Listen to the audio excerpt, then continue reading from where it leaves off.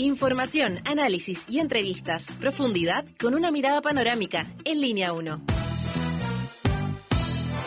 Ponerle como es autoritario, no sé. Sí. Síntoma autoritarismo. ¿Qué estábamos hablando nosotros acá, Alejandro Guillén? Muy buenos días.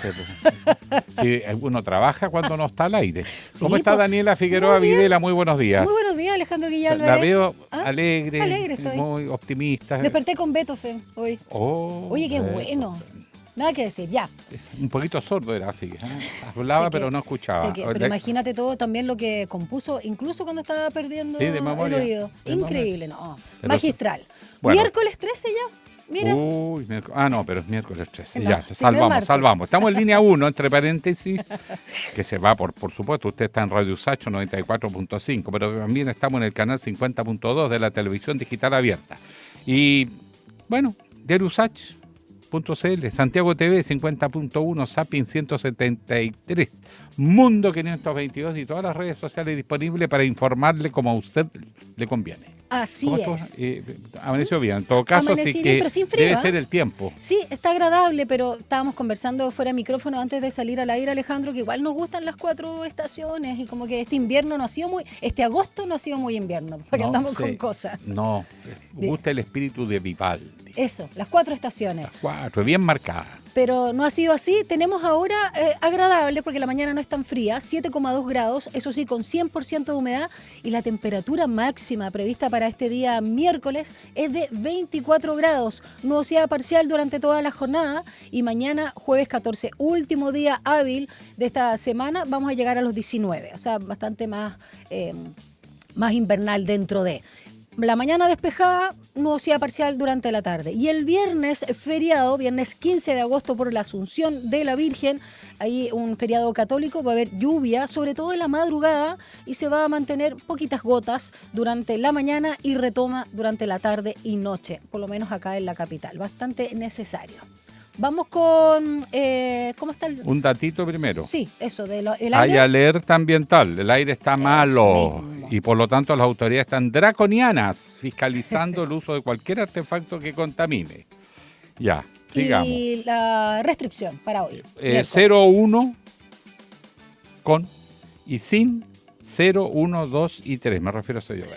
Para ser sintético. Me encanta, como siempre estás ahí como renovando, como tú comunicas la restricción. Vamos con las callecitas de Santiago. A ver, Transporte informa Región Metropolitana en su cuenta de X. Dice que hay restricción de pista en cruce de Avenida Campo de Deportes con Crescente Errázuriz. Esto en Ñuñoa, debido a una colisión de vehículos. La situación genera, por supuesto, tránsito lento por Avenida Campo de Deportes al norte. Precaución. También en Las Condes dan cuenta de restricción de pista izquierda en Avenida Vespucio al norte, altura Cerro Colorado, debido a accidente que involucra a motoristas. Bomberos ya están en el lugar, congestión desde Nevería. Y por último, restricción de pista en Vespucio Sur al poniente, altura del ferrocarril. Esto en la comuna de Los Espejos, debido a colisión de vehículos. Procedimiento próximo a terminar, congestión en enlace de Ruta 5. Vamos con nuestra pregunta del día, Alejandro Guillén. En un seminario con los empresarios donde José Antonio acá se siente más cómodo, en su lugar, se suelta, sí, ¿entiendes? Sí. Tú, se sincera, se mandó la frasecita de que el Congreso no es tan relevante y que está explorando potestades reglamentarias para gobernar. Así es. Decreto. Y, ¿qué le parece? Nosotros tenemos 3 opciones, más que lo que me parece a mí. Hay 3 opciones que tienen que ver también con las respuestas, las reacciones que hubo por los otros presidenciales y también por otros políticos. Y a ver, la primera opción es, sucintamente, el Congreso es importante. La segunda, el Congreso no sirve. Un poquito en la línea de lo que dice José Antonio Cast, que a todo esto fue diputado, recordemos. 4 veces. Exacto. Y la última opción es un síntoma de autoritarismo, y eso lo dijo particularmente Camilo Escalona, que lo comparó con Nayib Bukele, que obviamente tiene una llegada en José Antonio Cast, y también con Fujimori, ¿te acuerdas? Sí. Que también Alberto. lo puso como Tío figura. Alberto. El tío Alberto. Alberto. Esas son las 3 opciones en las que tú puedes responder en nuestra encuesta del día, que está alojada en @SantiagoTV, @Radio Usach, todas nuestras redes sociales. Dicho eso, 7:36, vamos con las principales noticias de esta jornada. Titulares en Línea 1. Una ola de críticas al abanderado del Partido Republicano, José Antonio Kast, suscitaron sus declaraciones donde expresó que el Congreso es importante, pero no es tan relevante como imaginan. Las expresiones de Kast fueron dichas en el marco del Seminario Internacional Moneda, Patri Investment, donde expusieron también Janet Jara y Evelyn Matei. Gustavo Gatica declaró por primera vez en juicio contra Claudio Crespo. La Fiscalía pide 12 años de cárcel para el ex carabinero acusado de dispararle y dejarlo ciego en 2019. Durante la audiencia, el joven reconoció haber lanzado una piedra antes de recibir el impacto de los perdigones, hecho que la defensa del ex uniformado considera relevante. Los partidos Federación Regionalista Verde Social y Acción Humanista anunciaron su decisión de retirarse de las negociaciones por una lista parlamentaria única con los demás partidos del oficialismo. El anuncio llega 6 días antes de que termine el plazo para la inscripción de las candidaturas y luego que se ratificara que la oposición tampoco competirá en un solo pacto. La Fiscalía Metropolitana Centro Norte ingresó al tercer juzgado de garantía de Santiago la acusación en contra de Daniel Jadue, exalcalde de la comuna de Recoleta, al que le imputan delitos de corrupción.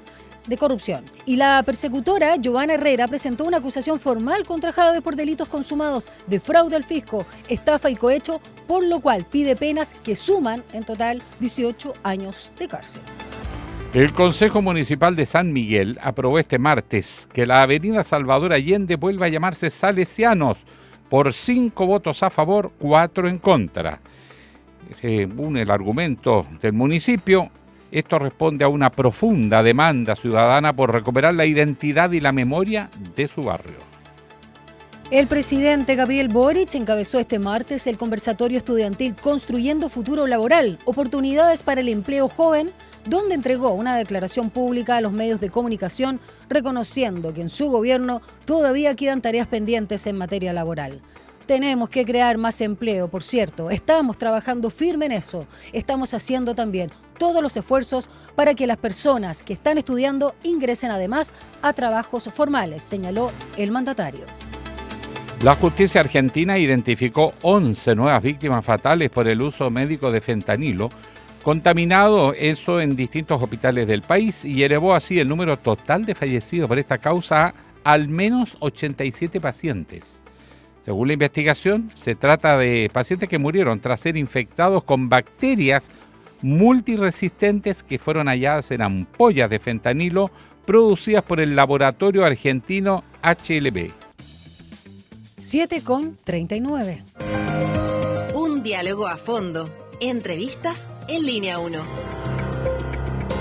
Algo que comentábamos ayer, Alejandro, en titulares. La Federación Nacional de Sindicatos de Manipuladoras de Alimentos, FENASIM, realizó ayer martes 12 de agosto un paro nacional que obligó a la Junta Nacional de Auxilio Escolar y Becas, la JUNAEB, a activar un plan de acción para mitigar el impacto de las movilizaciones, las cuales interrumpieron el suministro de desayunos y almuerzos a estudiantes en casi todo el país. Dentro de las demandas, las trabajadoras exigen el pago de finiquitos adeudados por parte de empresas concesionarias y Lagunas, Ecoimport y Grupo TIC, que en conjunto además afectarían a más de 1.300 manipuladoras de alimentos. Y además acusan a la JUNAEB de actuar como cómplice de estos incumplimientos. ¿Con quién vamos a conversar? Con Mariana Moraga Martínez, secretaria de la Federación Nacional de Sindicatos de Manipuladoras de Alimentos, que además tiene varios cargos en su sindicato de base. Pero vamos de inmediato a materia porque esto es bien importante. ¿Cómo está Mariana? Muy buenos días. Muy buenos días. Muy buenos días, Mariana. La pregunta obvia es la situación de los estudiantes y de los colegios, porque sin alimentación a mediodía muchos se complican. ¿Eso ha tenido algún impacto por lo que ustedes pudieron medir en la movilización de ayer? Claro, así es, Alejandro. El día de ayer JUNAEB dijo que había sido todo normal, nuevamente miente porque no fue normal. Una comida, una colación fría no sustituye un comida y un almuerzo. Nosotros lamentamos el perjuicio que puede provocar a la comunidad, a los alumnos, pero hemos tenido que tomar este lineamiento debido a la falta de incumplimientos por parte de FUNAEP. Nosotros hemos firmado protocolos de acuerdo con la institución y estos protocolos no son serios. El último protocolo de acuerdo que firmamos fue el 5 de mayo, en donde modificábamos ciertas normativas de un protocolo denominado protocolo NAE. El protocolo NAE, para que la comunidad lo sepa, es la alimentación inclusive de los niños. Necesidades alimentarias especiales, ¿no? Eso es la sigla.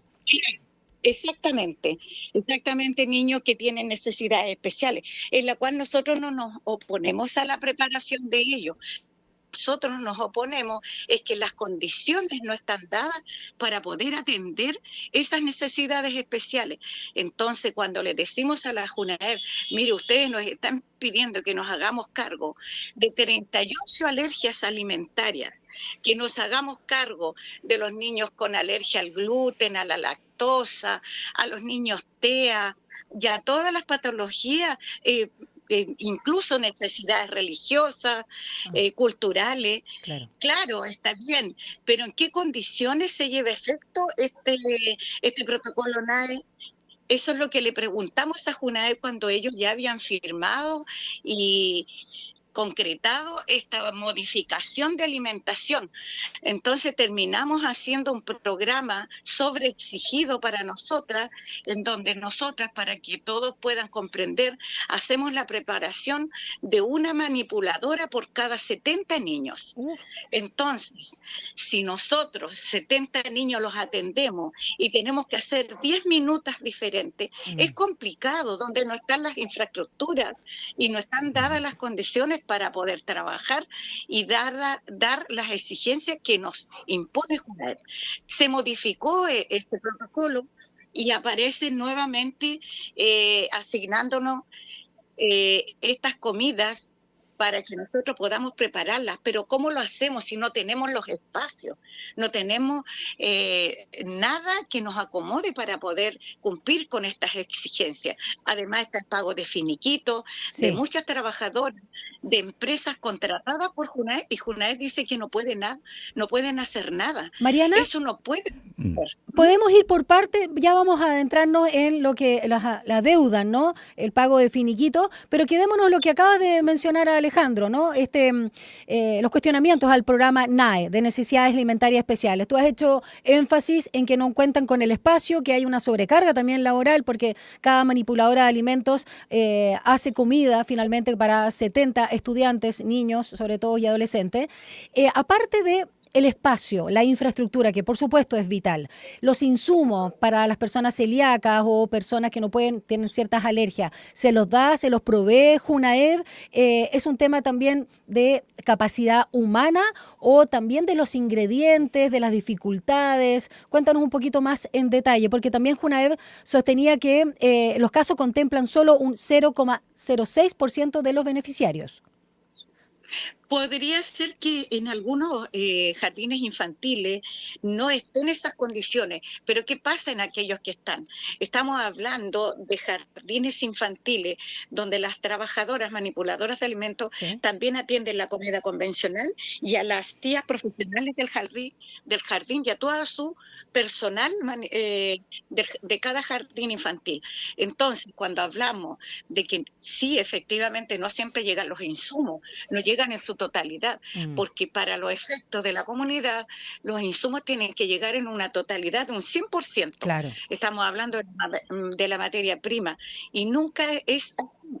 Llega al 70%, al 80%, máximo al 80%. Entonces, cuando hay exigencia, JUNAEP no se presenta a fiscalizar a las empresas, se presenta a fiscalizar a las trabajadoras, porque finalmente las manipuladoras de alimentos somos el filtro para las supervisiones, y tenemos muchas de salud, de JUNAEP, de los directores de cada establecimiento.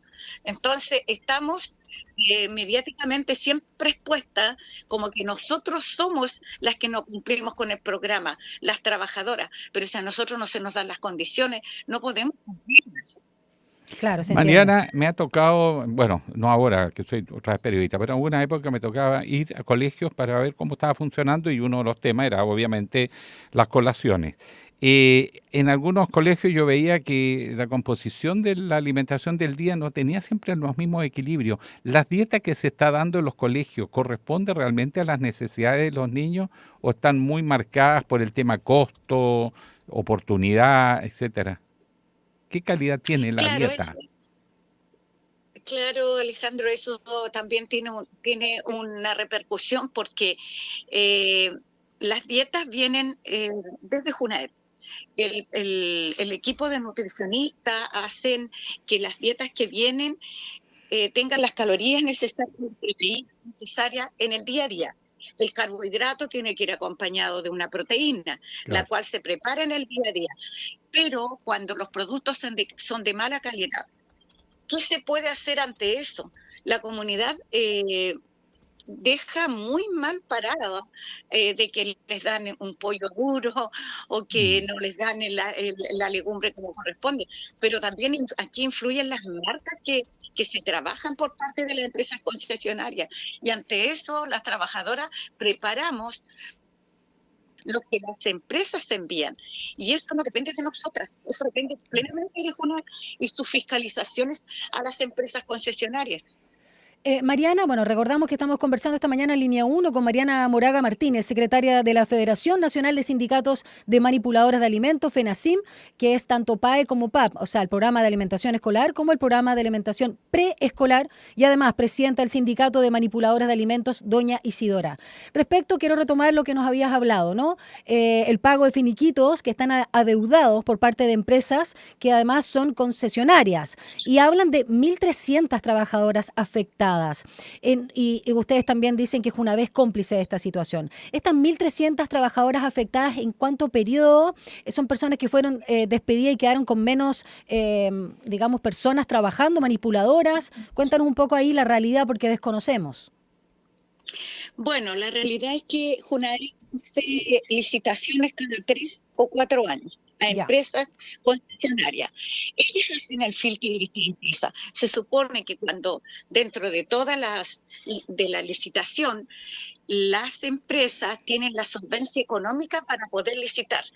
Entonces, cuando nos encontramos que cada 3 años, porque nosotros somos contratadas cada 3 años, y la empresa que viene después y que se adjudica de nuevo, nuevamente hace la contratación de la gente que queda de la empresa saliente. No sé si se entiende la figura. Es como se adjudica la empresa, pero siempre quedan las mismas trabajadoras o van contratando personal nuevo, pero que es muy poco. Finalmente somos las mismas las que vamos quedando en empresa tras empresa.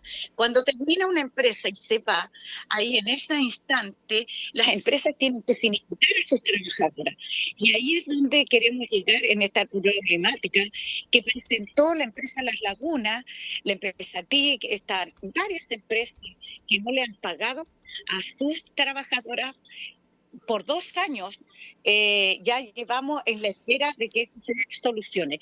La empresa, el Junaed dice, nosotros hicimos que la empresa Las Lagunas pagara a sus trabajadores, pero no fue así. En el caso nuestro,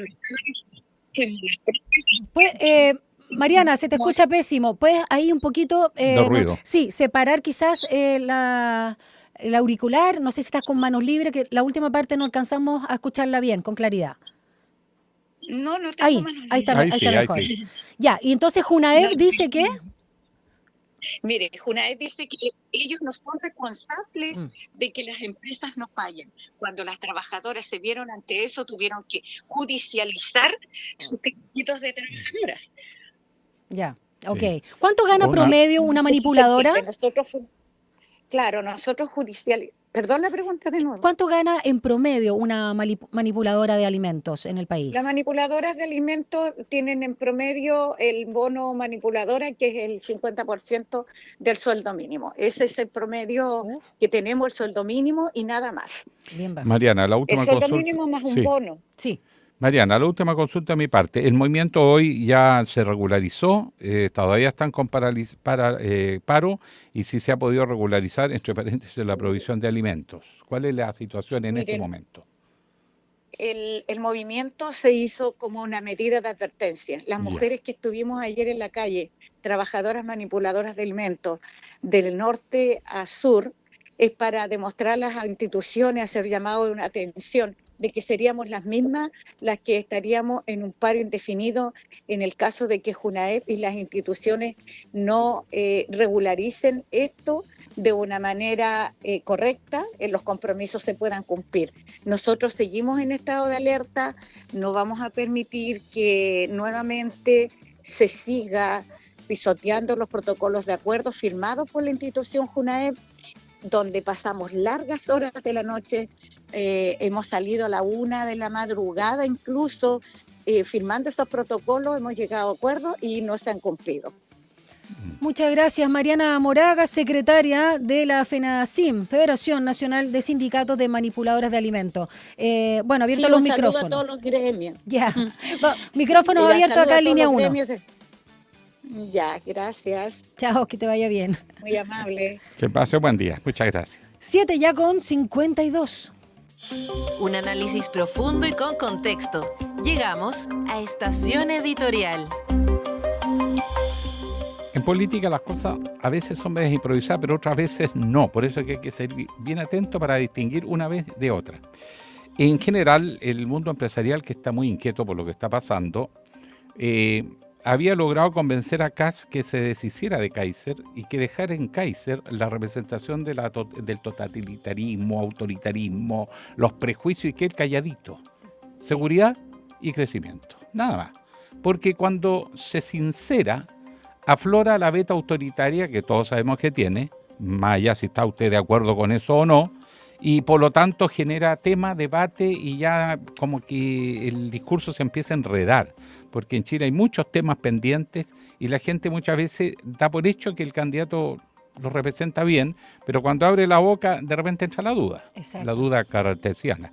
Bueno, él se mandó una frase, porque está entre los suyos, en un seminario financiero, gente que, como dice bien Janet Jarella, no gana un voto ahí. Es su público, es su gente. Y habló con sinceridad y dijo que el Congreso es importante, pero no es relevante, como la gente imagina. Esa es la frase. Ahora, uno podría decir, oye, extraño esto. No, él es republicano, fue 4 veces diputado. No habló mucho en la Cámara, no se conocen muchos proyectos de ley emanados de él. Por lo tanto, pasó por la Cámara y después no sabemos a qué se dedica. Parece que ser candidato permanente. Y eso también es un tema, porque hay algunos candidatos que hablan del amor a la patria, pero la platita la guardan en el extranjero y allá pagan los impuestos. En Panamá, pues, si tiene plata en Panamá, de hecho. Eso no tengo idea no, yo, sí, pero sí, yo estoy ha salido haciendo en entrevista. Un genérico porque en los equipos está pasando que hay muchos que hacen eso y que son los más ansiosos por recuperar a Chile. Dicha ese comentario un poco al pasar, vamos al fondo. Primero, debería saber, habiendo sido diputado, y tener convicción democrática la democracia se caracteriza por la separación de los poderes del Estado, donde cada poder es imprescindible, porque mantienen el equilibrio institucional. El Ejecutivo tiene sus funciones, como la tiene también el Judicial y el Legislativo, y son 3 poderes complementarios. El Congreso es colegislativo con el gobierno, pero además representa y fiscaliza. Entonces no es un tema menor. Claro. Por eso es que los parlamentarios, sobre todo la Cámara de Diputados, que tienen la función fiscalizadora, pero la representación. Por eso los candidatos presidenciales están apoyando listas parlamentarias. Yo no sé qué explicación le va a dar ahora el candidato Kast a sus propios candidatos diciéndole ustedes no son tan relevantes. ¿Te fijas? Entonces empiezan las contradicciones en su propia gente. Pero además hay otros temas que son importantes. Y es la insinuación de que están estudiando algunos mecanismos como para insinuar que serían potestades reglamentarias. O sea, la tentación de ser elegido con voto popular, apoyado por parlamentarios, pero una vez en el gobierno, no gobernar con el Congreso, como dice la Constitución chilena, sino gobernar por decreto. Eso es exactamente el diseño que aplica Bukele, que aplica Trump cada día más, que ya se salta al Congreso, se salta al Poder Judicial, y él simplemente hoy día amaneció raro y decidió que Brasil tiene que pagar el 50% porque están atacando a su amigo Bolsonaro. Con esa frivolidad se actúa cuando se gobierna por decreto. Ahora uno dirá, Chile está chiquitito, no va a causar tanto daño, pero depende a quién, pues. Claro, no va a afectar a Brasil, pero sí a los chilenos. Si acá la gente vota y ya está acostumbrada que una vez que elige un presidente, después gobierna como puede y se olvida de gran parte de las promesas.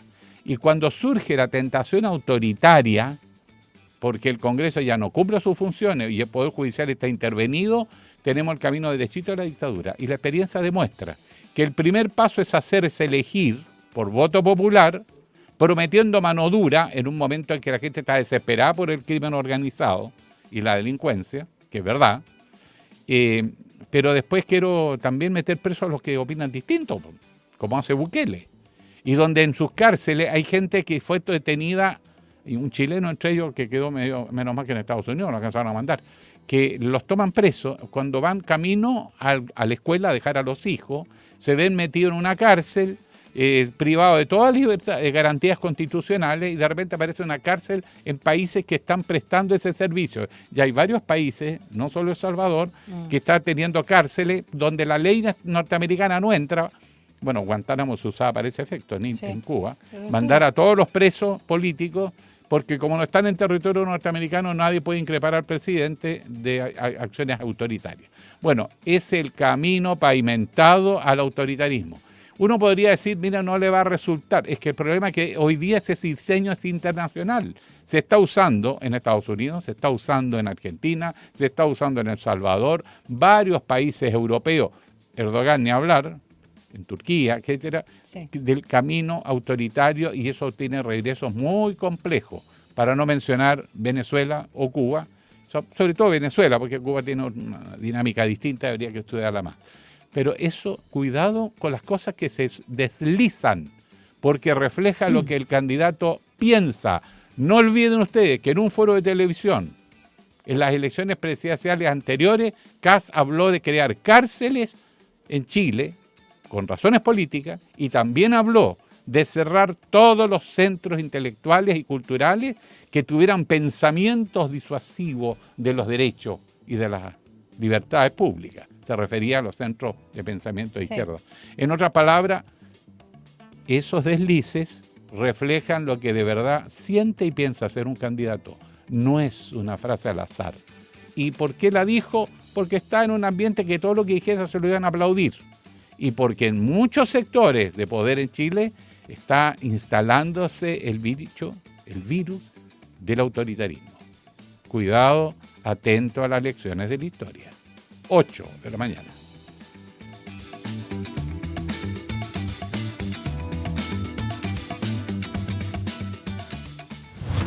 Una breve pausa y ya regresa Línea 1.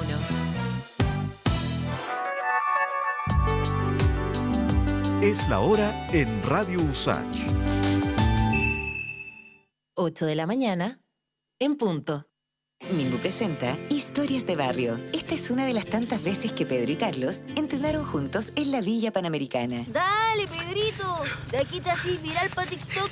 Si estáis hablando con el próximo medallista olímpico, cada vez más cerca de la cima. Obvio, de Villa Panamericana para el mundo. Sí, oigan, muy deportista y todo, pero acuérdense de entrenar para los 7 también, po. Ya vamos. El condominio de Pedro y Carlos también es parte de los proyectos entregados durante este periodo. Infórmate y postula en www.minbu.cl. Ministerio de Vivienda y Urbanismo. Gobierno de Chile. A Hora da Saudade.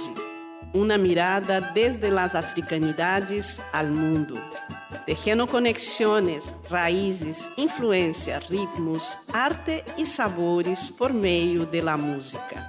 Sumérgete en este emocionante, vibrante y diverso viaje intercultural de la 94.5 Radio USACH. A Hora da Saudade, junto a Eugenia Dos Santos. Capítulos estreno miércoles a las 5 de la tarde y los sábados a las 19 horas. Extensión USACH, Aula Records y Radio USACH presentan Notas de Colección, un recorrido por el repertorio universal de la música de tradición escrita, desde las obras y grabaciones más célebres de la historia hasta aquellos tesoros escondidos que guardan nuestros archivos. Martes y jueves a las 21 horas te invitamos a Notas de Colección, un aporte de Extensión USACH, Aula Records y Radio USACH. Nuevas voces. Hola, soy Daniela Valdés, periodista del Departamento de Extensión USACH y del sello Aula Records, y los dejo a todas y todos invitados a que sintonicen los lunes y los viernes a las 9 de la noche Atlas Musical de Chile, un espacio donde estamos revisando un disco chileno, ya sea de nuestra discoteca, de nuestro sello o recomendaciones que llegan al programa. Hemos estado con ensambles de cuerdas, solistas, grupos de cámara, nuestros elencos artísticos, entre otras composiciones de artistas nacionales.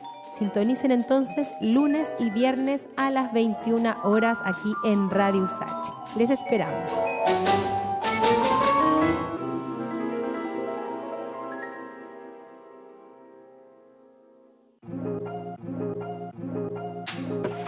Sé parte de nuestra franja cultural en artes y oficios los lunes y viernes a las 17 horas. Teatro, danza, música, cine, artes visuales, literatura, tradición y vanguardia.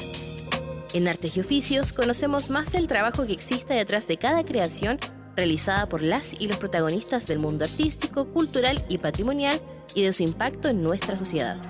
La invitación es a discutir la cultura con todas sus aristas.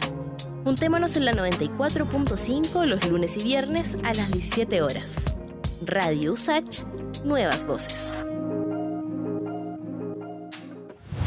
Estamos de regreso en Línea 1.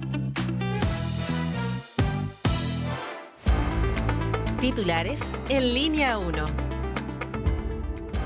Una ola de críticas al abanderado del Partido Republicano, José Antonio Kast, surgieron luego de sus declaraciones, donde expresó que el Congreso es importante, pero no es tan relevante como imaginan. Las expresiones de Kast fueron dichas en el marco del Seminario Internacional Moneda Patria Investment, donde expusieron también Janet Jara y Evelyn Matei. Gustavo Gatica declaró por primera vez en el juicio contra Claudio Crespo. La Fiscalía pide 12 años de cárcel para el ex teniente coronel de Carabineros acusado de dispararle y dejarlo ciego el año 2019 en los medios de protestas. Durante la audiencia, el joven reconoció haber lanzado una piedra antes de recibir el impacto de los perdigones, hecho que la defensa del ex uniformado considera relevante. Los partidos Federación Regionalista Verde Social y Acción Humanista anunciaron este lunes su decisión de retirarse de las negociaciones por una lista parlamentaria única con los demás partidos del oficialismo. El anuncio llega a 6 días de que se venza el plazo para la inscripción de las candidaturas y luego de que se ratificara que la oposición tampoco competirá en un solo pacto. La Junta Nacional de Auxilio Escolar y Becas, JUNAEB, informó que su plan de contingencia logró entregar alimentación a más del 82% de los estudiantes en todo el país, pese a la paralización de las trabajadoras manipuladoras de alimentos. El Consejo Municipal de San Miguel aprobó este martes que la avenida Salvador Allende vuelva a llamarse Salesianos. Con 5 votos a favor y 4 en contra, se aprobó la reposición del nombre histórico de esta arteria, respondiendo así, según el municipio, a una profunda demanda ciudadana por recuperar la identidad y la memoria de su barrio. La Guardia Nacional de Estados Unidos inició su despliegue en la capital, Washington, D.C., en el cumplimiento de la orden firmada por el presidente Donald Trump para federalizar la seguridad de la ciudad con el fin de combatir lo que, a su juicio, constituye una emergencia criminal.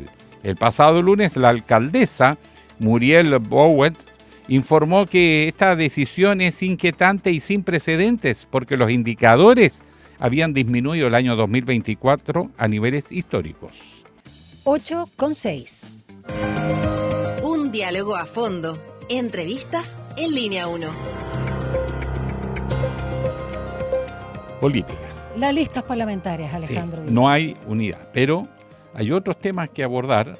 Y tenemos nada menos que al secretario ejecutivo del Frente Amplio, Simón Ramírez, para que comentemos esto y otros sucesos. Pero yo quiero partir, perdóname Simón, además de saludarte y darte la bienvenida. Simón, ¿cómo estás? Muy bien, muy bien. esperanzado por el partido de la U hoy día. Eso ya partimos. Por ahí hay esperanza. Sí. No se va a pronunciar, no se va a pronunciar. Tiene otros colores él. Tema 2. Ya.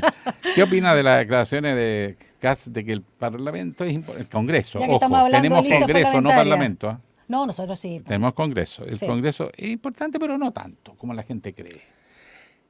Perdona, y que dice además algo más, que va a estudiar reglamentariamente al curso alternativo. O sea, ¿qué es lo que entiendes tú de eso? Sí.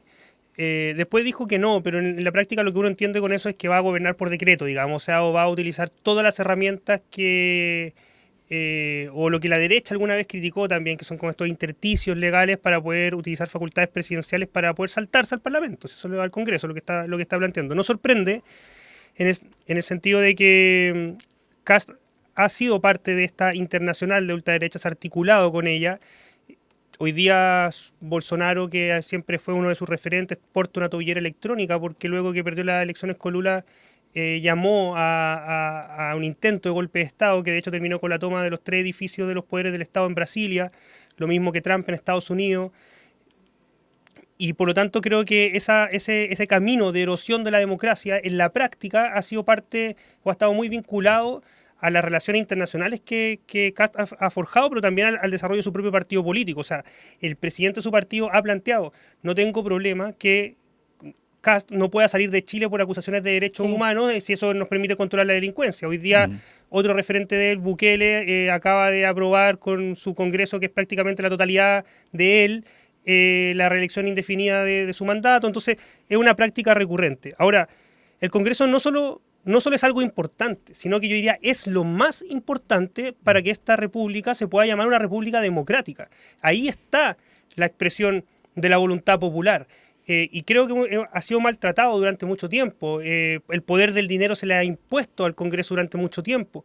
Y eso evidentemente lo debilita como institución. Uno puede preguntarse en Chile y en muchos otros lados cuánto pesa un parlamento, un Congreso ante Amazon, ante Elon Musk, ante los grandes oligarcas globales, digamos, pero en términos estrictos lo que permite que una democracia sea una democracia es precisamente la existencia del Congreso. Porque Simón, representa, exacto, fiscaliza y colegisla. Y la idea es que justamente tome el mandato, ¿no?, de la representación de la soberanía popular. A veces se cumple, a veces no. ¿Qué está pasando entonces a propósito de lo mismo que introducía Alejandro Guillet, Simón, con las fuerzas, ¿no?, los distintos partidos políticos que hoy se les llama oficialismo, pero también recordemos que está la democracia cristiana?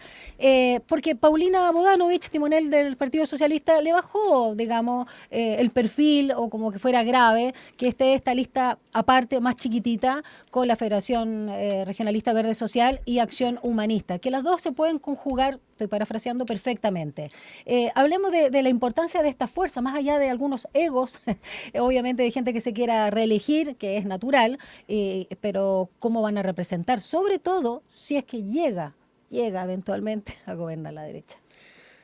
Es evidente que lo que nosotros buscamos siempre en todo momento es que esta lista de unidad funcionara, de la unidad de la totalidad del oficialismo. También al mismo tiempo siempre dijimos que era algo difícil, que en el fondo conciliar los intereses de los 9 partidos, que además no solamente tenía que ver con los intereses meramente electorales, es decir, de poder tener un determinado rendimiento, de mantener a sus bancadas, sino que además teníamos a 2 partidos o más, pero 2 que pusieron siempre por sobre el resto de los otros objetivos la mantención de su propia legalidad. Nosotros no compartimos que eso tenga que ser un objetivo al que la totalidad de la lista tenga que subordinarse. Ahora, también nos parece un objetivo razonable o legítimo desde el punto de vista de esos partidos. Pero al mismo tiempo nunca quedó claro al interior de la lista en qué se traducía ese requisito. O sea, nosotros creemos por X razón que con una tal cantidad de cupos parlamentarios en adelante podemos estar en posición para defender ese requisito.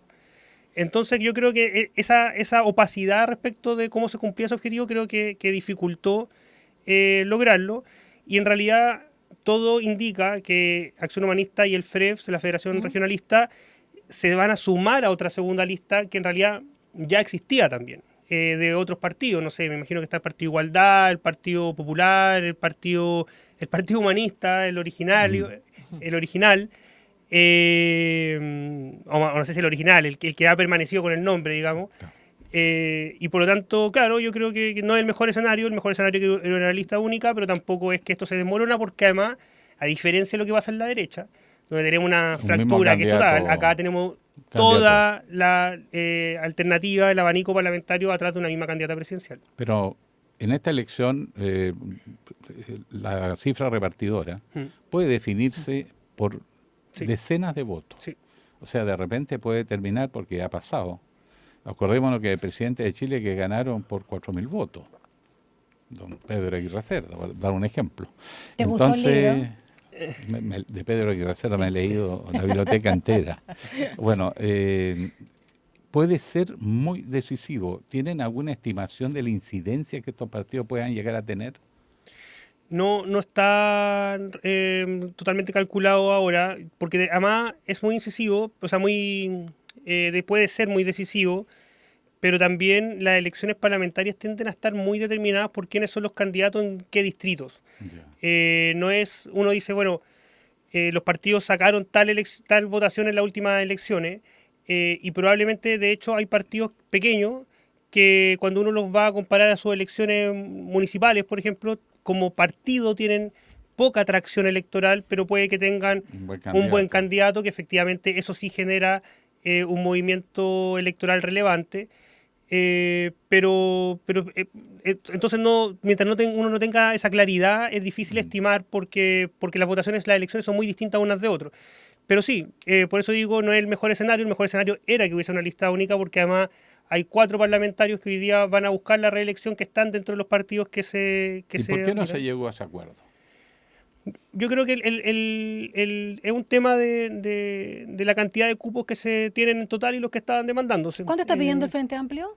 En estos momentos, en torno a los 37, yo creo que por ahí están. Yo no estuve en la mesa negociadora el día de ayer, entonces no puedo saber exactamente, 38, pero que a mí me parece que sigue siendo un número bajo. De hecho, el Frente Amplio, creo que partimos esa negociación con un número que conscientemente pusimos ciertos estándares y nosotros pusimos bajo esos estándares, que en el fondo era, si uno pensaba cuál es el peso electoral del Frente Amplio, le correspondería, entre comillas, le corresponderían más cupos. Si uno hace la distribución de los cantidades parlamentarios electos hoy día y los lleva a 100, digamos, también le tocaría más cupos. Y hoy día el Frente Amplio puso una solicitud de cupos que en el fondo lo que le plantea a la mesa es que nosotros nos autoimponemos una tasa de elección, una electividad del 50%. Es decir, si queremos mantener nuestra bancada, tenemos que elegir a la mitad de los candidatos que vamos a ¿Quién plantear. entonces está sobredimensionado en su demanda? ¿Los socialistas? ¿La DC? Es que yo creo que al final, cuando partió la mesa, evidentemente todos tuvieron una posición bien sobredimensionada. A mí me parece que también los partidos que se fueron tenían una solicitud mayor de la que correspondería razonablemente para poder, bajo ciertos criterios parecidos, poder hacer calzar este Tetris, digamos. Pero, como digo, nunca fue claro cuántos cupos ellos sostenían y por qué razones que era necesario que ellos tuvieran que tener para poder asegurar condiciones para mantener la legalidad. Y eso es lo que generó la diferencia, yo creo, y al parecer en una lista con partidos más pequeños, imagino que evidentemente tiene una disponibilidad de cupo mucho más grande. Estamos conversando con Simón Ramírez, secretario ejecutivo del Frente Amplio.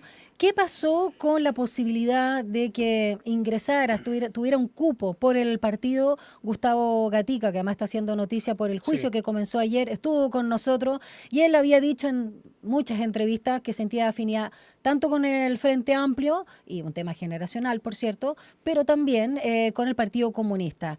¿Qué criterio, no sé si la palabra es impuso, pero puso sobre la mesa Tomás Bodanovich para que no le dieran este cupo a Gustavo Gatica?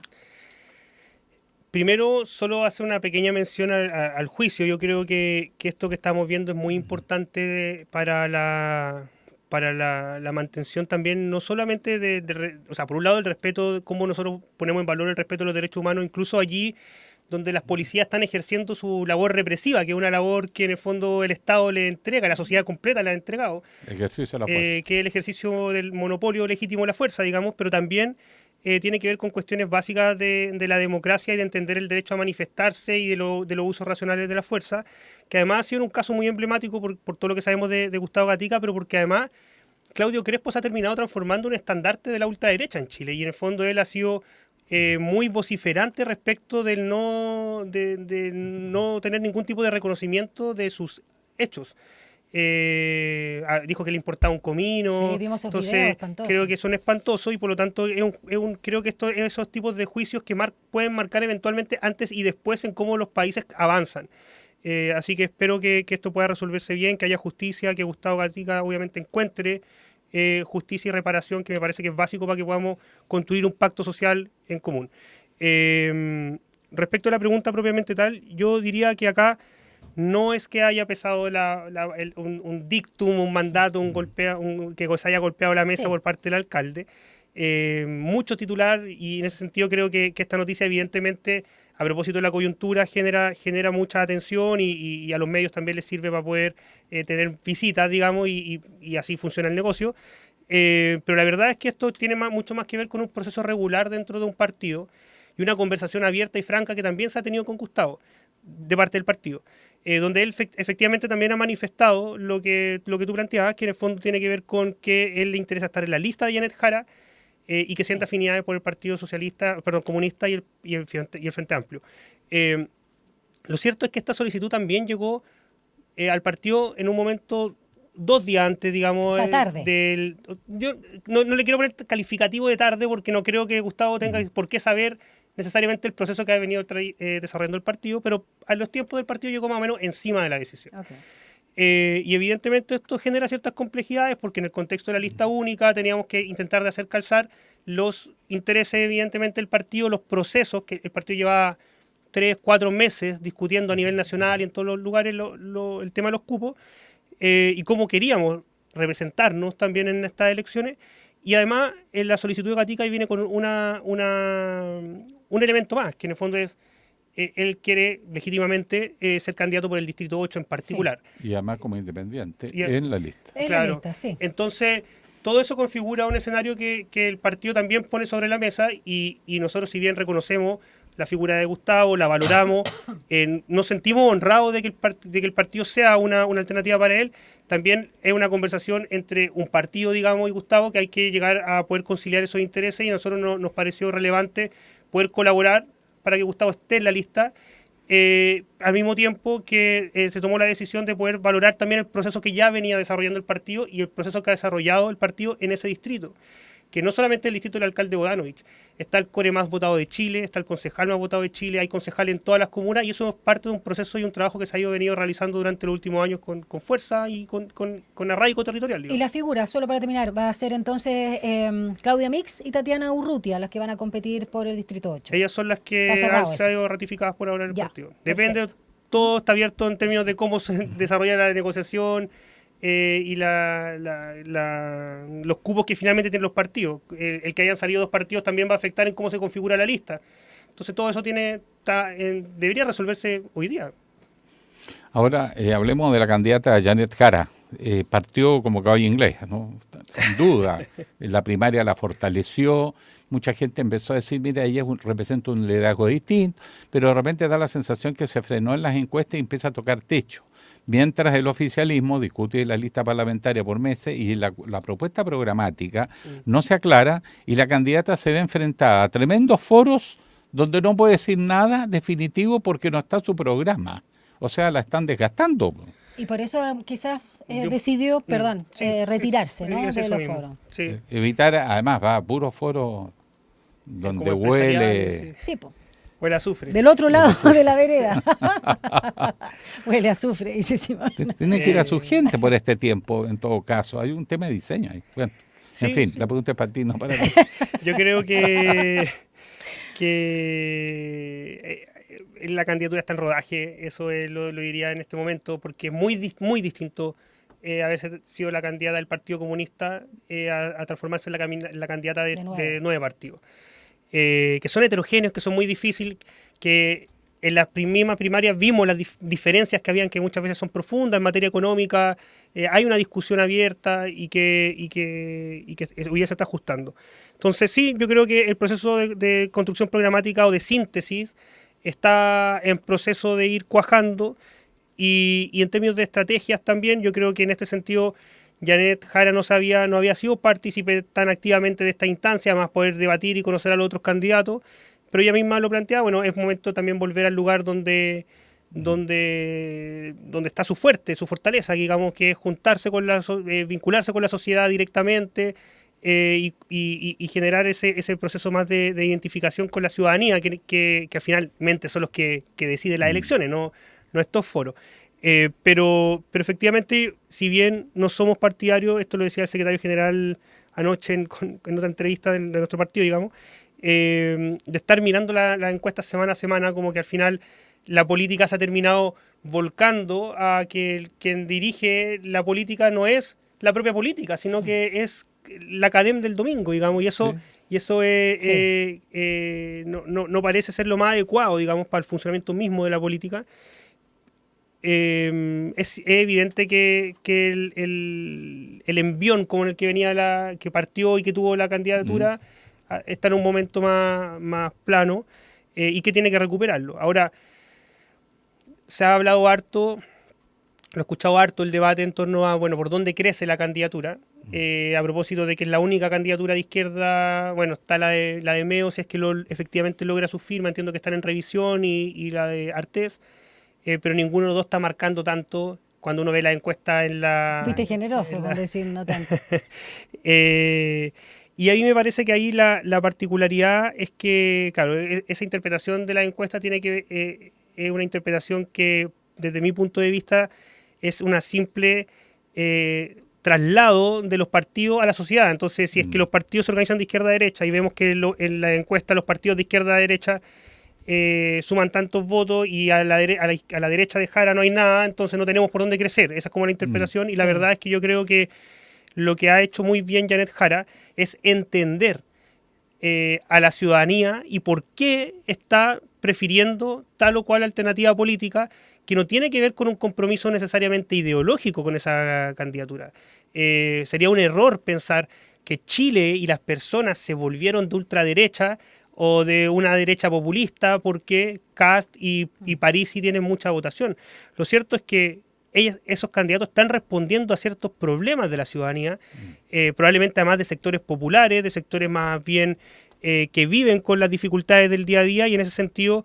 evidentemente, cuando uno dice tenemos que ir a buscar votos ahí, no estamos diciendo hay que ir a buscar votos de la derecha, sino que más bien hay que ir a convencer a la ciudadanía. Simón, en pos del tiempo, preguntarte puntualmente cómo van las negociaciones con la Democracia Cristiana, porque la DC está pidiendo, si no me falla la memoria, 26 cupos. ¿Cómo ha sido esa conversación cuando viene este castigo de alguna manera, ¿no?, de esta organización de demócrata, no me acuerdo cómo se llama? Los uruguayos se descolgaron, la apoyaron. Ah, ya. Pero ¿cómo van las conversaciones particularmente con Huenchumilla, que ahora está como presidente de la Falange? Porque claro, es un partido, lo sabemos, histórico, particular, y que está ahí raspando para la sobrevivencia, está pidiendo 26 cupos. Sí, o sea, eso tiene que ver con cómo se partieron las negociaciones después. En el PDI no hay engaño. Obviamente, y después se van ajustando en el proceso. Yo lo que he visto es que la DC está con los pies bien puestos en este proceso, y nadie quiere, y eso yo creo que es una cuestión genuina, digamos, ninguna fuerza política está buscando aniquilar a la otra, ahogarla en las negociaciones. Más bien todos están intentando de poder tener una propuesta que para sí mismo pueda ser razonable, y después los negociadores puedan devolverse a sus partidos y seguir militando ahí, digamos. Entendiendo que esto es difícil, que para todos va a ser costoso, y ninguna pretensión de ningún partido va a poder llegar al final de la negociación y mirar hacia atrás y decir, bueno, lo logré todo. Imposible. Y creo que eso aplica para el Frente Amplio, para el Partido Socialista y también para la Democracia Cristiana, y todos lo saben, y el espíritu que he visto en general ha sido muy constructivo. A la Democracia Cristiana le costó estar en este lugar, y creo que lo que ellos piden en ese sentido me parece que es legítimo también, que es decir, bueno, estoy haciendo un sacrificio casi de inmolación. Intentemos de llegar a un acuerdo que a nosotros nos permita que este ejercicio haya valido la pena, también para el partido. Y creo que esa disposición está y el clima es muy bueno. Y creo que efectivamente la decisión que tomó la democracia cristiana, uno puede llamarla histórica en verdad, pero fuera del periodo, digamos, más negro de la historia, entre comillas, de la democracia cristiana durante la UP o al principio de ciertos sectores, porque también tenemos otros sectores de la democracia cristiana que fueron abiertamente opositores a la dictadura desde el día 1, digamos, pero después volvieron a construir democracia, etcétera. Han estado siempre con los pies puestos en el progresismo. Eran otros tiempos y el país estaba dividido de otras maneras más allá de las órdenes partidarias. O sea, fue otra dinámica. Pero aún así uno recuerda, y bueno, que es la democracia cristiana que uno recuerda de antaño, digamos, es el llamado a la patria joven, de la sindicalización campesina, de la reforma agraria. La chilenización del cobre. Así es. Hoy día hablar de esos temas suena subversivo. Sí. Simón, la última pregunta por mi parte, que se nos está yendo el tiempo. No puedo dejar de preguntarte qué pasó, porque no se la ha visto, si va a la reelección o no el diputado Gonzalo Vinter. Sí, se la ha visto en la Cámara, ha estado yendo a trabajar como lo que corresponde. Digamos, en la prensa o en general en la esfera más pública. Pero claro, tuvo una campaña muy extenuante, nosotros nos esforzamos mucho en que eso funcione bien. Y candidato en las primarias, bien empezado. Y es un diputado, es el tercer diputado más votado del país, por lo tanto... ¿Va o no? Va a ir a la reelección. Ya, perfecto. La patria lo exige. Sí. Y el partido también lo necesita. Ya, hoy día se ponen o mañana de acuerdo para inscribir la lista única que queda, única entre comillas, se Simón inscribe, Ramírez. mañana es la fecha. Mañana. Y es muy importante, y todos los partidos han llegado a ese acuerdo de que en el fondo la inscripción del pacto vaya con las candidaturas listas, porque si no después quedan 3 días donde pueden pasar cosas que nadie quiere. Entonces la idea es que ese acuerdo llegue cerrado. A las 11:59 pasan las cosas a veces en el proceso de inscripción de candidatos. Por eso hay que llegar con todo listo y amarrado para que podamos seguir siendo tan amigos como hemos sido en este proceso. Muchas gracias. Simón Ramírez, secretario ejecutivo del Frente Amplio. Gracias por venir presencialmente. Gracias, Simón. Que esté muy bien. Te vaya bien. Chao. ¿Qué hora es? ¿Será una pausa. 8:29? Sí, vamos a una pausa y ya regresamos con más en Línea 1 por la 94.5.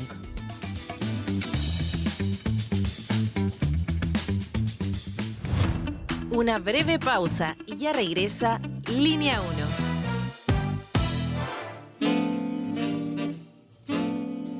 Cada día a las 20 horas los invitamos a disfrutar lo mejor del jazz y el smooth jazz.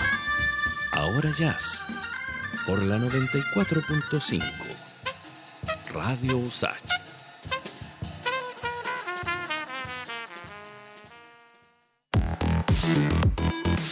La crisis climática, los alcances de la inteligencia artificial, la ciencia de frontera, la economía, la salud, la educación. Porque el mundo vive tiempos de cambios y en medio de lo incierto, en Sin Pretexto buscamos respuestas a los grandes desafíos. El futuro nos inquieta, pero sabemos que se escribe en el presente. Te invitamos a una conversación profunda. Soy Mirna Schindler y te acompaño de lunes a viernes a las 6 de la tarde en Radio USACH. Sin Pretexto. ¿Qué lugar tiene la ciencia en los grandes debates de hoy?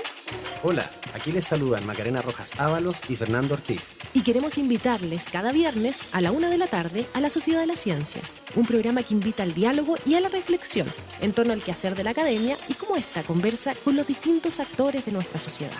En este programa profundizaremos sobre el rol de la ciencia en el desarrollo cultural y democrático del país, desarrollo que nos ayuda a vivir mejor y a imaginar una sociedad más justa. Porque la sociedad de la ciencia se construye con todas y con todos, con nuestra diversidad y también con nuestras preguntas. La Sociedad de la Ciencia.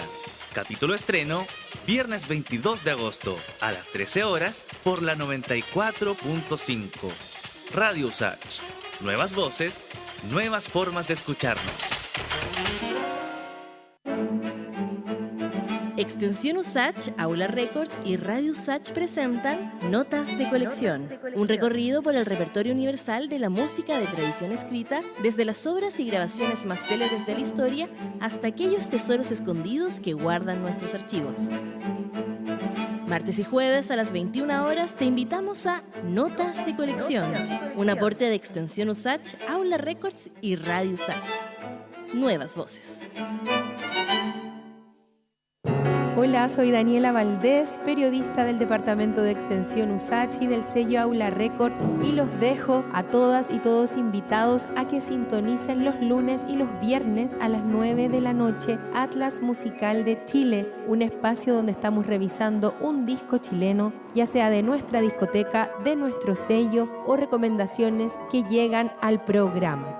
Hemos estado con ensambles de cuerdas, solistas, grupos de cámara, nuestros elencos artísticos, entre otras composiciones de artistas nacionales. Sintonicen entonces lunes y viernes a las 21 horas aquí en Radio USACH. Les esperamos.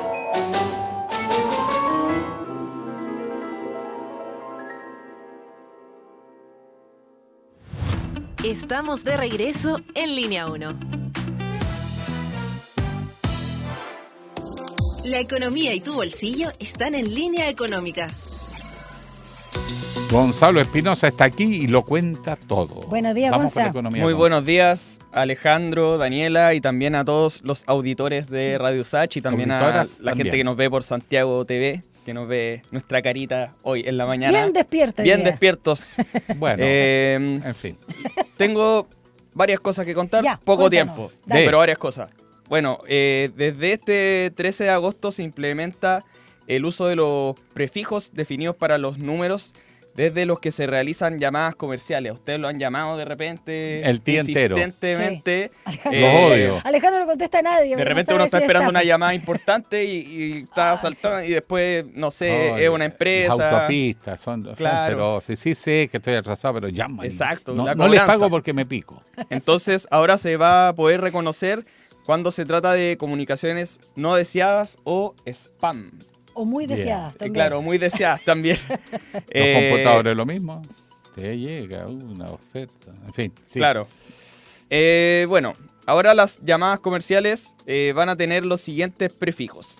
El número 809 para llamadas masivas con fines publicitarios no solicitadas. O sea, por ejemplo, si a uno lo llaman para ofrecerle un plan de celular que no es de la compañía de uno, eso va a decir 809. Perfecto. Y ahí uno va a poder identificar y decir, ya no lo contesto.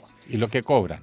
Y los que cobran es el número 600 para comunicaciones con fines publicitarios solicitadas o aceptadas mediante un contrato de servicio. Ahí entra lo que dice usted. Así que si es 600, probablemente viene la cobranza. Rechazar ahí el botoncito rojo. Ya. ¿Y estafas? Estafas. No, eso también tiene código. Estafas. Desde la cárcel uno. O sea, la idea es para detectar este tipo de llamadas, y yo me imagino que las estafas entran dentro del 600. Ya. Porque como son no solicitadas. Claro, exacto. Claro. Peligro. O sea, pero un mafioso te está llamando para chantajearte.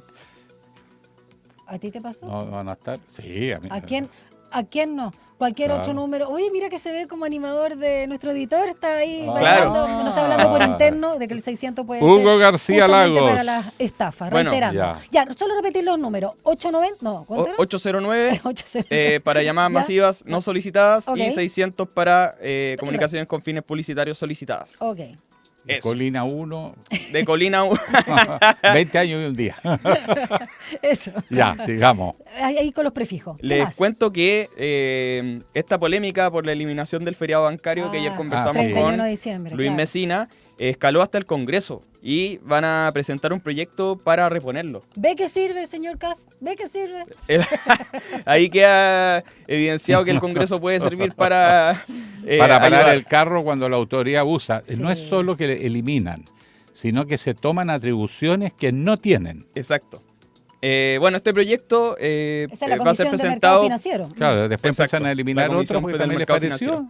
Ya dejemos de hablar con este proyecto lo va a presentar la senadora Jimena Rincón junto con Matías Walker, Fidel Espinosa, Gastón Saavedra y Ricardo Lagos Weber. Así que vamos a ver cómo avanza este tema en el Congreso. Buenísimo. ¿Ven?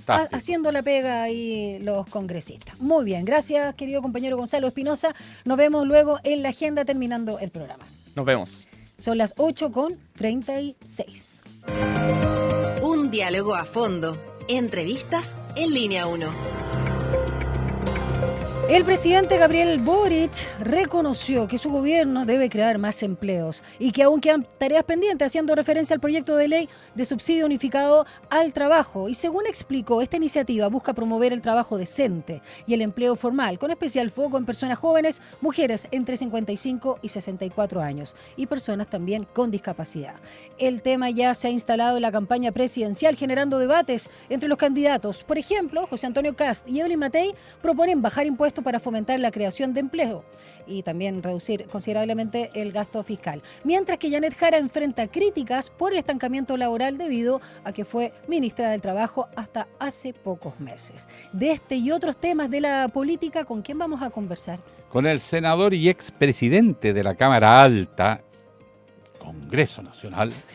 Estamos en defensa el senador del de René, don José García Ruminó, que debo decir un caballero de la política. Totalmente. Senador José García Ruminó, muy buenos días. Muy buenos días, Alejandro. Oiga, que tengan una linda jornada. Será Gracias. bonita jornada, porque va a hacer calor, senador. Mire, le pregunto a usted porque usted lo sabe, en alta estima su labor, es un hombre dialogante, le gusta los consensos, de bajo perfil, hace la pega, y eso me parece injusto cuando se desvaloriza la labor del Congreso, porque además hay etiquetas, ¿no? Lo que dijo José Antonio Kast, ¿cómo lo interpretó usted cuando dice que es importante, pero no es tan relevante el Congreso? En realidad yo creo que hay que escuchar completa su intervención para no sacarlo de contexto. Yo creo que lo que él quiso decir es que efectivamente el Ejecutivo tiene muchas facultades, muchas atribuciones, puede hacer muchas medidas, aplicar muchas medidas por la vía administrativa, pero naturalmente eso no reemplaza al Congreso. O sea, si pensamos, por ejemplo, como se ha anunciado una rebaja de impuestos para aumentar la inversión y aumentar los empleos, una rebaja de impuestos a la primera categoría de la ley de la renta, eso requiere ley. Y así muchas otras materias requieren ley. Entonces, a mí me parece que el complemento es precisamente aplicar las medidas administrativas conforme a las facultades que tiene el Ejecutivo y que son muchas, y donde se requiera ley, bueno, el Congreso es insustituible. Es nuestro ordenamiento jurídico, es nuestro ordenamiento institucional. Entonces, claro, yo creo que la forma en que se dijo se interpreta mal, pero finalmente los gobiernos gobiernan, valga la redundancia, con ambos instrumentos, con las facultades administrativas que tienen y con llevar sus proyectos, sus iniciativas al Congreso. Senador, por acá Daniela Figueroa, por si no se acordó de mi nombre. Daniela, un gusto saludarla. Igualmente, senador. Pero quiero preguntarle, ya que, por supuesto, su candidata es Evelyn Matei, que dijo que además eran desafortunadas y dio todas las facultades, sobre todo acusatorias, que puede tener para hacer contrapeso, no solo al Ejecutivo, el Congreso, sino también a la Corte Suprema, y lo hemos visto, tan necesario en el último tiempo, y por supuesto, la facultad investigadora, ¿no? Fiscalizadora. ¿Por qué dice usted, y también valoro su capacidad de no generar polémica, pero por qué dice que fue mal interpretado cuando casi todos, de hecho, sobre todo desde el oficialismo y también de Chile Vamos, criticaron duramente las expresiones de José Antonio Kast? Lo que me pasa, Daniela, es que como no estaba ahí, simplemente he visto las imágenes de televisión, he escuchado los audios, entonces no sé exactamente el contexto en el que él lo dice, pero como él parte diciendo y hablando de las facultades administrativas, de las facultades reglamentarias que tienen los gobiernos, y que son muchas, y eso es verdad, entonces él dice, y yo creo que ahí es donde lo dice mal, dice el Congreso no es tan relevante, no, si el Congreso es muy relevante. Ahora, las tareas de gobierno se cumplen solo a través de las leyes, no, también el Ejecutivo tiene esas facultades administrativas que las puede aplicar y que facilitan mucho y que los gobiernos lo hacen todos los días, pero yo no sé en qué contexto, pero yo lo que he visto en la televisión, repito, yo no estaba allí, entonces lo que he visto en la televisión es que él parte diciendo de que hay una serie de facultades al Ejecutivo por la vía reglamentaria, por la vía de los decretos, y que él espera revisar eso para aplicarlo. Y por lo demás es lo que han hecho la mayoría de los gobiernos, que revisan sus facultades y solo llevan al Congreso aquello que es efectivamente en materia de ley. No todo es materia de ley. Sí, perdónale, brevemente, senador, para cerrar este punto, ¿concuerda conmigo que sobre todo en la posición en que está José Antonio Kast o cualquier político, pero él que quiere llegar a la moneda, todo lo que diga puede ser usado en su contra o que tiene peso las palabras? Porque aquí estamos hablando de alguien que quiere gobernar el país. Entonces, así como ha sucedido también con las críticas hacia la candidata oficialista. Evidente, yo creo que fue una mala frase, sin duda alguna, pero como digo, el relato como que parte en el análisis que él va haciendo de las facultades administrativas y reglamentarias que tienen los gobiernos y que la aplican día a día, día a día. Entonces yo creo que la forma de gobernar es aplicando las facultades administrativas y también, por supuesto, recurriendo al Congreso. Y Daniela, usted lo decía muy bien, la Cámara de Diputados además tiene facultades fiscalizadoras que son tan importantes, ha quedado demostrado con muchas comisiones investigadoras que han entregado informes que han sido bastante sólidos. Entonces, eso también es algo que es una facultad que tiene la Cámara de Diputados, que incluso puede derivar en acusaciones constitucionales a los ministros, acusaciones constitucionales que después resuelve el Senado. Entonces, en incluso nuestro al presidente de la institucional, República. Incluso al presidente de la República, Claro. exacto. Entonces, en nuestro ordenamiento institucional, el Congreso cumple un rol muy, yo diría vital. Así Sobre todo por la por representación eso también. señala que la frase final es muy mala. Ahora, además está la función representación, que representa el territorio, las regiones, los senadores, por ejemplo. Pero una consulta técnica, y con eso yo cierro este capítulo porque tenemos que hablar de otras cosas. ¿Hasta qué punto el presidencialismo chileno, que se entiende que es de los fuertes que hay a nivel mundial, pudiera llevar a un presidente a la posibilidad de gobernar casi fundamentalmente por decreto? ¿Eso es técnicamente posible, más allá de que sea deseable o indeseable? Yo lo veo muy difícil, Alejandro, con la experiencia que, bueno, tú y yo tenemos en el Senado y en mi caso también en la Cámara de Diputados.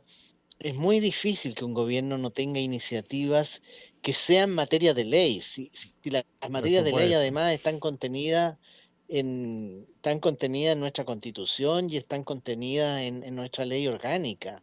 Entonces yo veo bastante difícil que un gobierno no tenga iniciativas que llevar al Congreso. Veo muy difícil que pueda gobernar solo a través de decretos.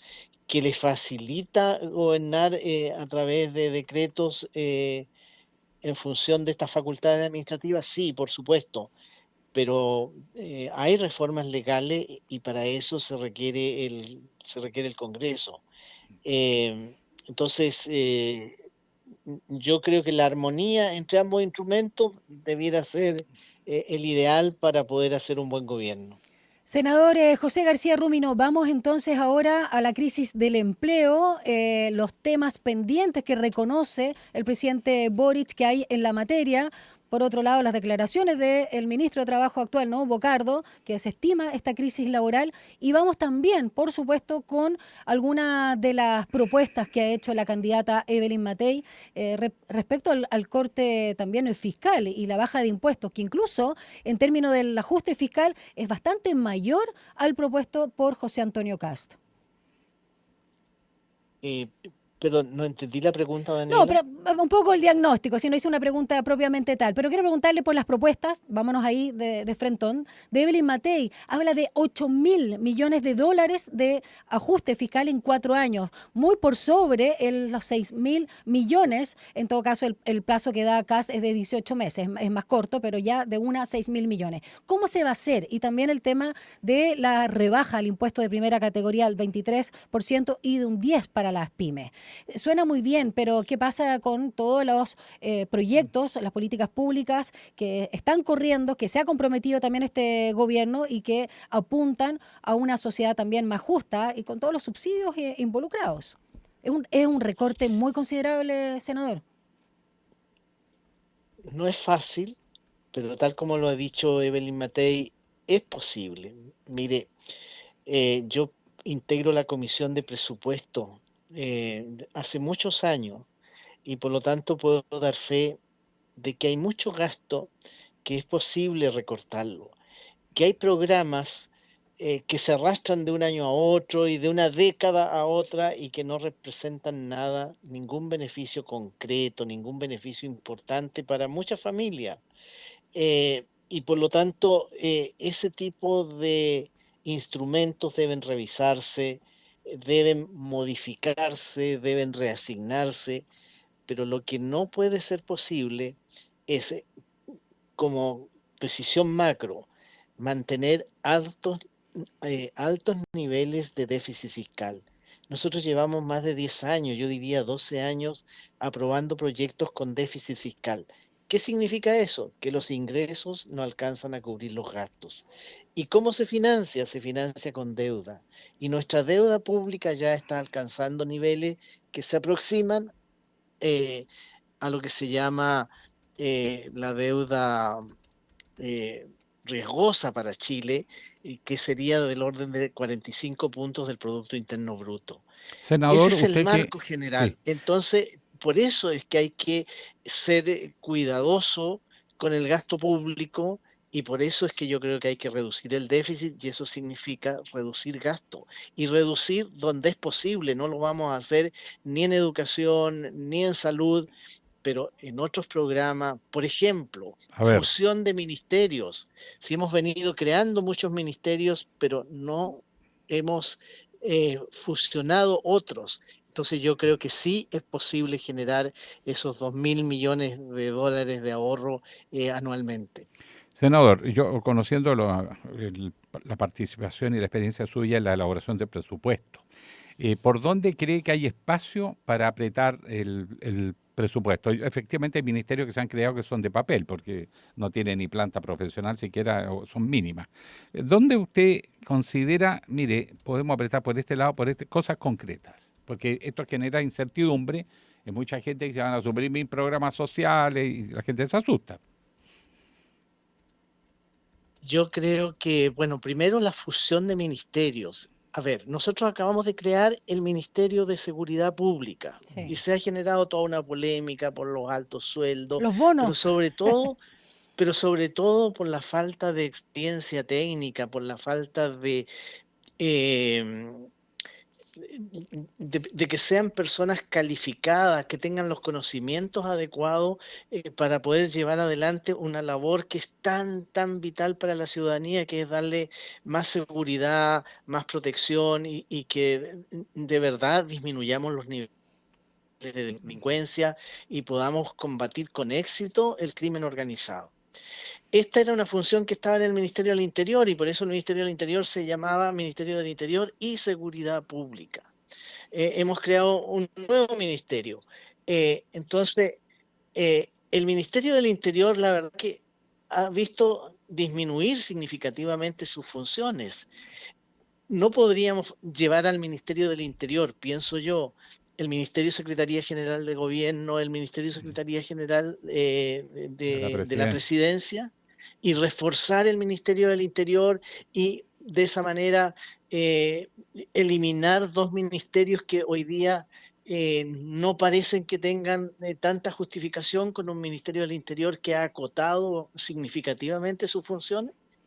Entonces tenemos ese tipo de iniciativas que significan finalmente un ahorro y significan un mejor aprovechamiento de los recursos.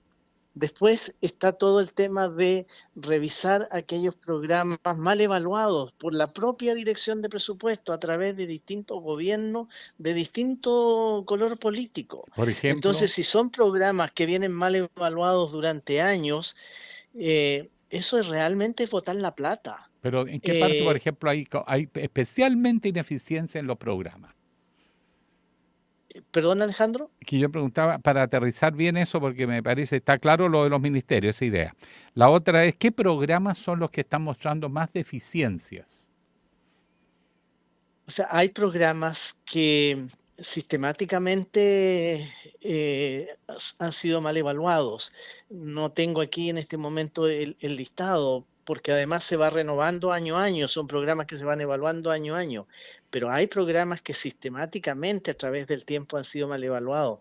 Entonces, debiera tomarse la decisión de que esos programas se dejen de cumplir, de tal manera de que se puedan generar allí los ahorros.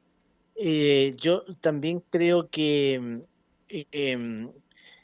reducir la deuda, Alejandro y Daniela, es muy importante porque estamos pagando entre 3.000 a 4.000 millones de dólares anuales solo por concepto de intereses. Entonces, en la medida que la deuda pública la disminuimos, también disminuye el pago por intereses.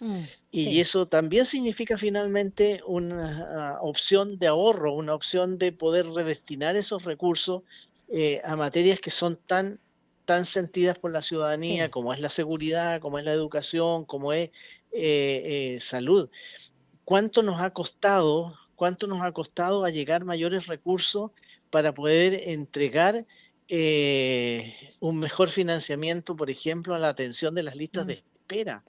En fin, los desafíos que tenemos en materia fiscal son muchos y son desafíos precisamente para mejorar y para apuntar a que los programas en beneficio de la ciudadanía y resolver los problemas que enfrentamos se puedan hacer con un mayor sentido de urgencia. Sí, senador, para finalizar y considerando que la candidata de Chile Vamos ha demostrado gestión, fue senadora, diputada y ministra del Trabajo, a propósito del tema que estamos planteando, ¿por qué genera cierta distancia dentro de Renovación Nacional como para que se descuelguen algunos de los militantes? Ya vimos el caso y que está con todo el tema del Tribunal Supremo del partido, de RN, y lo vimos que fue algo que generó mucha polémica, ¿no? Carlos Larraín, lo vimos con Kusanovich, lo vimos con Andrés Celi, más allá de que algunos después como que se desdijeron, dijeron no, si no quería decir eso, qué sé yo,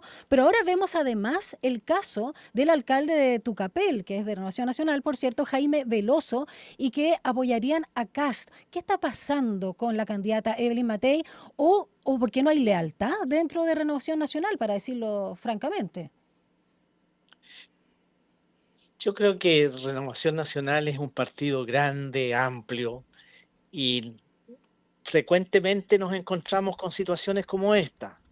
Yo lo que quiero decir es que tengo plena confianza en que Evelyn Matei ya comenzó a remontar en las encuestas.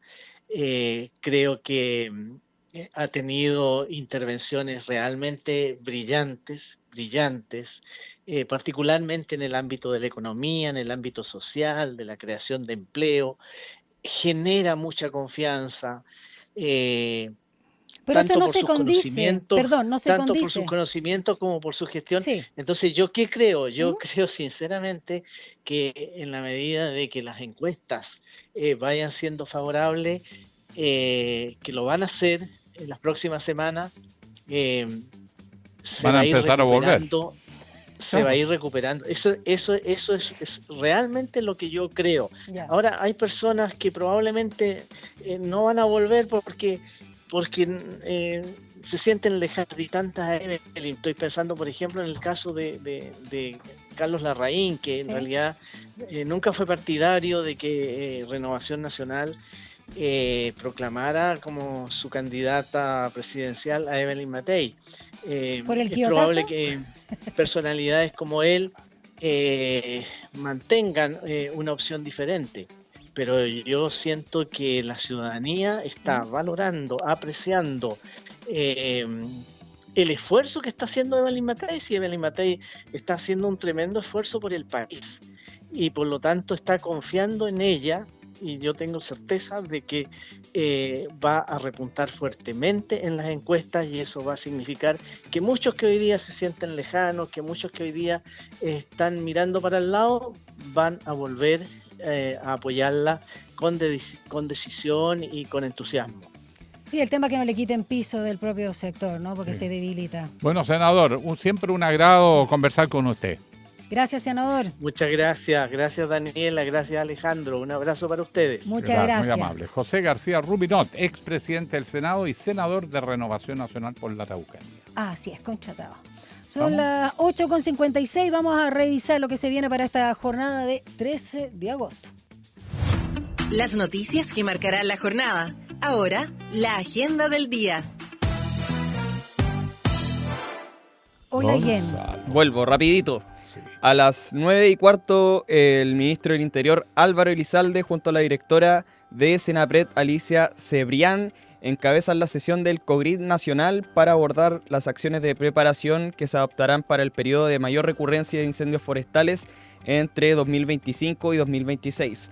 A las 15 horas, la Comisión de Hacienda de la Cámara sesiona para despachar el proyecto que crea un nuevo instrumento de financiamiento público para estudios de nivel superior, el FES. Y a las 15 horas también, la Comisión de Minería y Energía de la Cámara aborda la tragedia de la mina El Teniente, teniendo como invitados al director del Servicio Nacional de Geología y Minería, Andrés León, al presidente de la Confederación de Trabajadores del Cobre, Luis Núñez, y al exdirector regional del Cernagiomín de O'Higgins, Pablo Yáñez. Y también a las 8:30 de la noche, el romántico viajero, la Universidad de Chile enfrenta a Independiente de Argentina por la Copa Sudamericana. Ese Este es el partido de ida. Tiene que ir al estadio Los Chunchos. Independiente de Avellaneda. Y vamos con el resultado. ¿Va a ir a apoyar, a gritar ahí o no?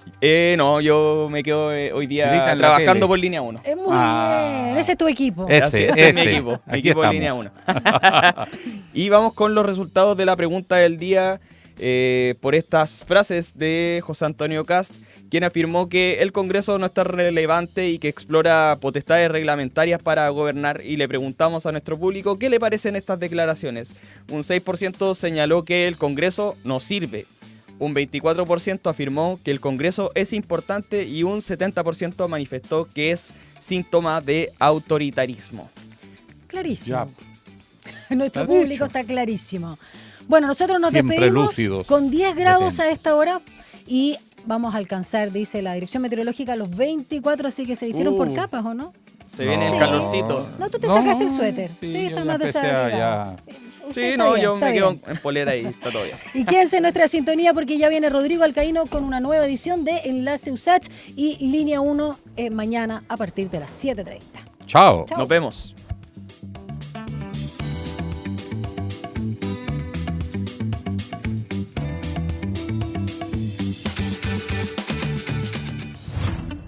Información, análisis y entrevistas. Profundidad con una mirada panorámica en Línea 1.